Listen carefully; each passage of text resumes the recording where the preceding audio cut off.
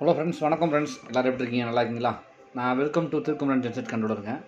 இன்றைக்கி வந்து பார்த்தோம்னா நம்ம வந்து இந்த அப்பார்ட்மெண்ட்ஸுங்கெல்லாம் யூஸ் பண்ணக்கூடிய ஏசிசிஎல்லை பற்றி பார்க்க போகிறோம். ஸோ ஏசிசிஎல்ல பார்த்தீங்கன்னா பிராண்டு. ஸோ இப்போ நம்ம பார்க்க போகிறது வந்து பார்த்திங்கன்னா சால்ஜர் பிராண்டு. ஓகேவா? எல்என்டி சால்ஜர் வரும்ல, சால்ஜர் பிராண்டில் நம்ம பார்க்க போகிறோம். ஸோ இப்போ இது வந்து எப்படின்னு கேட்டிங்கன்னா, இதில் வந்து பாருங்கள், இப்போ பாருங்கள், இதில் வந்து நம்ம இன்வெர்ட்டர் சப்ளை இருக்குல்ல, வீடுங்களில் பார்த்தீங்கன்னா இன்வெர்ட்டர் சப்ளைலாம் யூஸ் பண்ணுவோம்ல, அதில் வந்து பார்த்திங்கன்னா இன்வெர்ட்டர் இப்போ ஃப்ளாட்டுங்கள்லாம் பார்த்திங்கன்னா ஒரு 100 வீடு இருக்குது, 500 வீடு இருக்குன்னா அதில் வந்து இன்வெர்ட்டர் போட மாட்டாங்க. அங்கே வந்து மெயினாக ஒரு ஜென்செட் இருக்கும். ஸோ அந்த ஜென்செட் இருக்க இடங்களில் வந்து பார்த்திங்கன்னா சேஞ்ச் ஓவர் ஆகிறதுக்காக என்ன பண்ணிப்பாங்கன்னா இன்வெர்ட்டர் வேரிங் மாதிரி பண்ணிவிட்டு ஒரு ரூமுக்கு ஒரு லைட்டு ஃபேனு அந்த மாதிரி ஒரு 10 லைட்டு, ஒரு 10 ஃபேனு, இல்லைனா ஒரு 5 லைட்டு 5 ஃபேனு கனெக்ஷன் கொடுத்துருவாங்க. அது இது வழியாக வந்து கனெக்ஷன் கொடுத்துருப்பாங்க. இதில் பாருங்கள், மெயின்ஸ் ஈபின்னு இருக்குது பார்த்தீங்களா? மெயின்ஸில் வந்து பார்த்தீங்கன்னா 30 ஆம்ஸ் வரைக்கும் நீங்கள் கேரி பண்ணிக்கலாம். அடுத்து ஜென்செட் ஜிஎன் இருக்குல்ல, அது வந்து ஜெனரேட்டரோட சப்ளை, அதான் டிஜின்னு போட்டிருக்காங்க, ஜெனரேட்டர் சப்ளை. ஸோ இதில் வந்து பார்த்தீங்கன்னா நீங்கள் 20 ஆம்ஸ் வரைக்கும் கேரி பண்ணிக்கலாம். ஸோ மெயின்ஸில் ஓடும்போது உங்களுக்கு வந்து கரண்ட் இருக்கும்போது என்னன்னா டேரெக்டாக உங்களுக்கு வந்து சப்ளை வந்துடும்.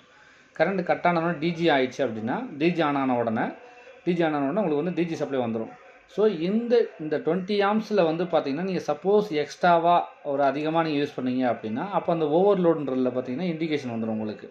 ஓகேவா? இது வந்து பாருங்கள், இது வந்து நீங்கள் ஒரு மேனுவல் சேஞ்சர் வச்சு நீங்கள் வந்து இபியில் டிஜியில் மாற்றுறதுக்கு பதிலாக, ஹேண்டிலில் போட்டு ப்ரெஸ் பண்ணி ஆள் வந்து மாற்றுறதுக்கு பதிலாக, இது வந்து உங்களுக்கு கொஞ்சம் ஈஸியாக இருக்கும். ஸோ இந்த மாதிரி இது போட்டுக்கிட்டிங்கன்னா உங்களுக்கு நல்லாயிருக்கும். இதில் பாருங்கள், மேலே வந்து அவுட்புட்டு, இது லைனு, இது வந்து நியூட்ரலு.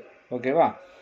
இது வந்து கீழே பாருங்கள், இது வந்து இபியோட லைனு, அடுத்து இபியோட நியூட்ரலு, அடுத்து டிஜியோட லைனு ஃபேஸு, டிஜியோட neutral. So phase neutral, phase neutral. So இதை மட்டும் நீங்கள் கொடுத்தீங்கன்னா போதும்.